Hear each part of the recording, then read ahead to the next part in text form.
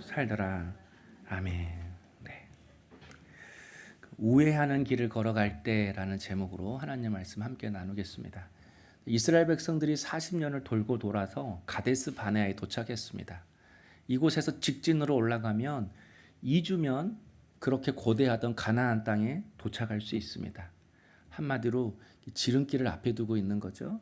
그런데 이 지름길을 가려면 에돔이라는 나라를 통과해야 했습니다. 그런데 에돔 왕이 허락하지 않은 겁니다. 군사를 이끌고 와서 길을 막아버렸습니다.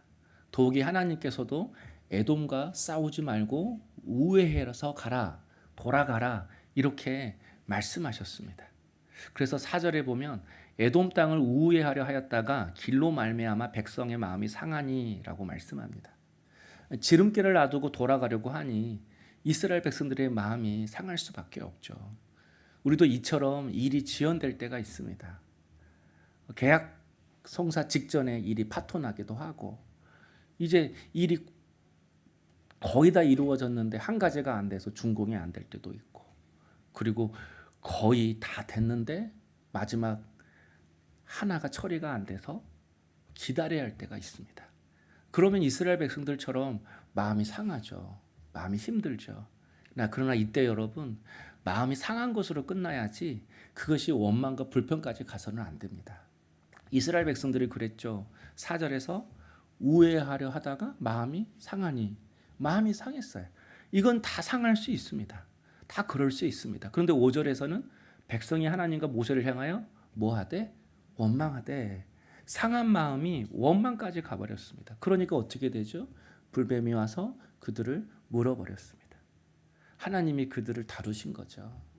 그래서 여러분, 우리의 삶 속에서 상한 일들이 많이 있습니다. 마음 힘든 일들이 많이 있습니다. 그런데 그것이 그냥 서운하고 안타깝고 거기서 끝내고 다시 돌이켜야지 원망까지 가서는 안 됩니다.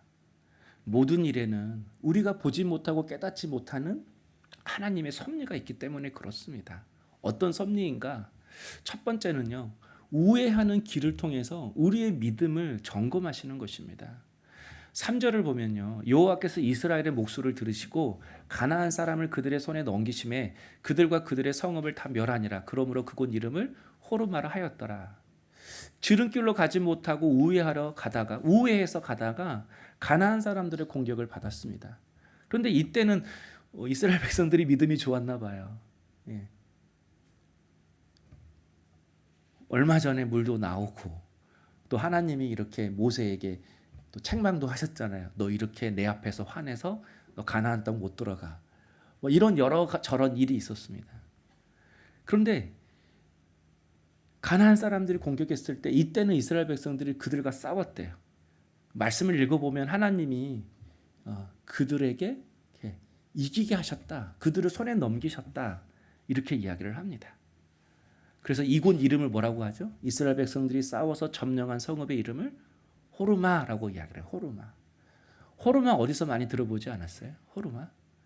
38년 전에 12명의 정탐군이 가나안 땅 정탐 와서 10명이 악평을 하잖아요. 그래서 이스라엘 백성들이 10명의 악평을 듣고 다 하나님께 원망하다가 40년을 광야에서 방황하게 될 것이라고 하는 하나님의 징계를 받습니다. 그때 이스라엘 백성들이 뒤늦게 후회를 하고 죄송합니다. 우리가 말씀대로 가나안 땅을 정복하겠습니다라고 하면서 가나안 땅을 공격을 합니다. 그때 하나님이 하지 말라고 했어요. 허락하지 않았어요. 하나님의 허락 없이 공격했다가 대피한 곳이 바로 이 호르마라는 지역이었어요. 그러니까 이 호르마는 과거에 상처가 있던 곳이죠. 과거에 실패가 있었던 곳이죠. 불신앙으로 실패했던 곳입니다.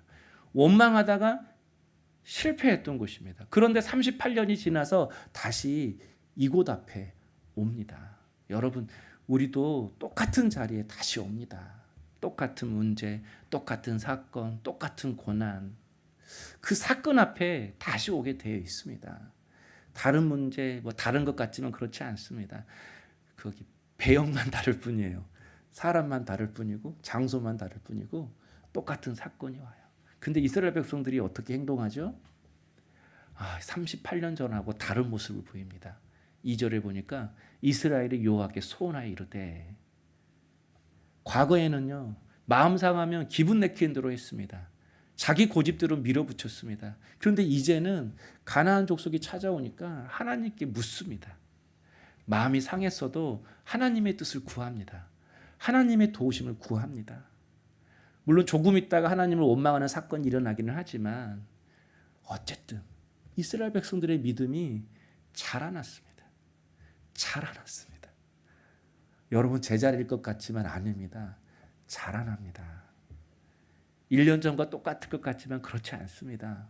여러분도 자라나고 저도 자라나고 우리의 자녀들도 점점 자라나고 있습니다. 아멘. 네. 이 믿음이, 이 소망이 우리 안에 있었으면 좋겠어요. 우리도 이스라엘 백성들과 같아야 합니다. 우리도 과거에 넘어졌던 상황, 한 달 전에 넘어졌던 문제, 예전에 날 힘들게 했던 사람, 그 사건, 그 사람이 내 앞에 설 때에 그때 우리의 수준이 보입니다. 우리의 실력을 드러내야 할 때인 것이죠. 그래서 때론 하나님이 우리를 우회하는 길로 가시게 하실 때가 있습니다. 그때는 언제인가 우리의 믿음을 한번 하나님이 점검해 보시는 것입니다. 그러므로 똑같은 일들이 찾아와서 내가 우회하는 일이 생겼을 때 오늘 이스라엘 백성들처럼 여러분이 믿음을 보여주시기를 소망합니다. 그들이 기도했던 것처럼 마음은 상하지만 원망까지 가지 말고 주님 앞에 기도로 나갈 수 있는 우리 성도님 될 수 있기를 소망합니다. 그래서 우리가 살다 보면 하나님의 생각과 우리의 생각이 참 많이 다르다, 이런 생각이 들 때가 있습니다.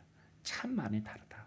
그런데 시간이 지나서 보면 하나님이 인도하셨던 길이 가장 좋은 길이었음을 깨닫습니다.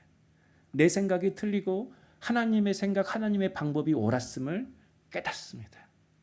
사실 이스라엘 백성들이 에돔 땅을 거쳐서 가나안 땅으로 가려고 하는 그 이유는 2주면 빨리 가니까 빨리 가고 싶어하는 마음도 있었지만 에돔 땅이 남쪽으로 가나안 땅으로 올라가는 길이거든요. 그러니까 남쪽부터 쭉 가나안 땅을 정복하려고 했어요. 남쪽, 그 다음에 중간에 있는 여리고성, 그 다음에 북쪽, 남쪽으로 이렇게 쭉 전진을 하려고 그랬어요. 근데 하나님의 계획은 그게 아니었죠. 돌아서 어디를 통과해서 가는 거예요? 요단강을 건너는 겁니다. 그러니까 이스라엘 백성들은 요단강이 있으니까 아예 생각도 안 하는 거죠. 돌아갈 길을. 요단강을 어떻게 건너요? 아예 그들의 머릿속에 없는 거죠. 근데 하나님은 요단강도 계획에 포함되어 있네요. 사람들의 힘으로 건널 수 없는 그 요단강도 가나안 땅을 정복하기 위한, 약속의 땅을 주시기 위한 하나님의 계획 속에 요단강도 포함되어 있고요. 우회하는 길도 다 포함이 되어 있네요. 그래서 참 알 수 없습니다. 참 알 수 없습니다. 그래서 하나님은 결국 요단강을 건너게 하시고 여리고성부터 점령케 하시잖아요. 허리를 딱 치니까 어떻게 돼요? 가나안 땅 힘을 잃어요. 힘을. 야곱도 그런 이렇게 연결되는 건 아니지만 야곱도 허리 치니까, 환도 치니까 그냥 항복하잖아요. 가나안 땅도 그렇게 보니까 허리 치고 들어가니까 가나안 땅에 완전히 그냥 소동이 일어났습니다. 난리가 났습니다. 그러므로 사랑하는 성도 여러분, 돌아가는 길이라도 그것이 최고의 길일 수 있습니다. 아무리 빨리 가는 길이라도 하나님이 허락하시지 않으시면 거기 승리 없습니다. 열매 없습니다. 빨리 갈 수는 있겠죠. 빨리 갈 수는 있겠죠. 열매도 승리도 없습니다. 그러나 돌아가는 길이라도 하나님이 인도하시면 가장 좋은 길입니다. 그러므로 여러분 너무 우회한다고 힘들어하지 마십시오. 좀 지금 기다리고 지체되고 있다고 해서 여러분 너무 낙심하지 마십시오. 우리는 항상 지름길 찾다가 망하잖아요. 서로 서두르다가 실패하잖아요. 안 되는 일에도, 돌아가는 일에도 하나님의 보이지 않는 뜻과 섭리가 있음을 깨닫고, 그럴 때 더욱 주님 앞에 차라리 은혜를 쌓고 기도를 쌓는 우리 성도님 되었으면 좋겠습니다. 여러분 이스라엘 백성들 광야 생활할 때요, 그들이 뭐 한 거 없어요. 약속의 땅을 자기들이 이렇게 얻었나요? 이상하게요, 이스라엘 백성들이 빙빙 돌다가 이겼습니다. 빙빙 돌다가 일이 풀리고요. 빙빙 돌다가 길이 열렸습니다. 그들이 했던 건 그냥 빙빙 도는 거예요. 여러분, 우리가 하나님의 손에 붙들려서 막 쓰임 받기보다 막 일이 엄청 잡풀려 가지고 막 엄청나게 내가 주의를 하는 것보다 일이 안 돼서 도는 것 같고 헤매는 것 같고 막히는 것 같아서 또 멈춰서는 것 같고 그럴 것 같지만 여러분, 빙빙 돌다가 일이 풀리고 막히다가 일이 풀리고 멈추다가 일이 해결됩니다. 그러니까 우리가 해야 할 일은 빙빙 도는 앞에서 믿음으로 행동하고 멈춰서는 일 앞에서 또 믿음으로 반응하고 기다리는 일 앞에서 우리가 잘 하나님 앞에 서 있으면 그 모습을 통해서 우리의 삶이 하나씩 하나씩 회복이 되는 것입니다. 오늘 다시 한번 우회하는 길 앞에서 우리 각자의 믿음을 점검하고 하나님의 보이지 않는 섭리를 믿고 의지하는 우리 성도님 될 수 있기를 주의 이름으로 축복합니다. 두 번째는 돌아가는 우회하는 길을 통해서 우리의 순종도 점검을 하십니다. 어느 순간 백성들이 다시 하나님을 원망하기 시작했습니다. 그래서 하나님이 불뱀을 보내셨다고 하잖아요. 그래서 불뱀에 물린 자들이 다 죽게 되었습니다. 그러자 모세가 하나님 앞에 간구를 하죠. 그때 하나님이 불뱀에 물린 자들이 살아날 수 있는 방법을 가르쳐 주었습니다. 노수로 불뱀의 형상을 만들어서 장대 위에 높이 매달라는 겁니다. 그리고 장대 위에 걸린 그 불뱀의 형상, 그 노뱀을 바라보면 살 것이다라고 말씀했습니다. 오늘 새벽 그 소박한 밥상에 보면 전사님 그걸 설명하셨어요. 그 불뱀은 그 당시에 그 사람들, 이방인들, 그 토속민들, 그 사람들이 믿던 그런 신 중에 하나입니다. 근데 굳이 그런 신을 노뱀으로 만들어서 보게 했을까? 여기 두 가지 반응이 있겠죠. 하나님은 분명히 그것을 보면 살리라라고 말씀을 하셨는데 각자에게 선택권을 주는 거였어요. 다 쳐다보게 하지 않았어요. 다 고개 들어, 다 쳐다봐. 10초간 쳐다봐. 그러면 나게 될 것이야. 모세 네가 지켜봐. 이렇게 하지 않고 이스라엘 백성들에게 다 선택권을 주었어요. 선택할 수 있는 자유를 주셨어요. 참 여기서 저는 하나님의 위대하심이 보이다고 생각을 해요. 하나님은 어느 곳에서 어느 장면에서도 당신의 힘으로 우리를 강제하지 않습니다. 우리에게 선택권을 주시는 거예요. 근데 여기서 인생이 갈라지는 겁니다. 순종해서 생명길로 갈 것인가, 불순종해서 멸망의 길로 갈 것인가. 근데 성경은 이 두 가지 반응에 대해서 결론을 말해주죠. 9절에 뱀에 물린 자가 노뱀을 쳐다본 중 모두 살더라. 믿음을 가지고 하나님의 말씀에 하나님의 약속에 순종했던 사람들은 다 살게 되었다라고 이야기를 합니다. 성도 여러분, 순종하는 것만이 우리가 살 길임을 깨닫는 주의 종들이 되었으면 좋겠습니다. 순종하는 것만이 살 길입니다. 그래서 우리가 해야 할 일은 계속해서 순종해야 할 말씀을 받는 겁니다.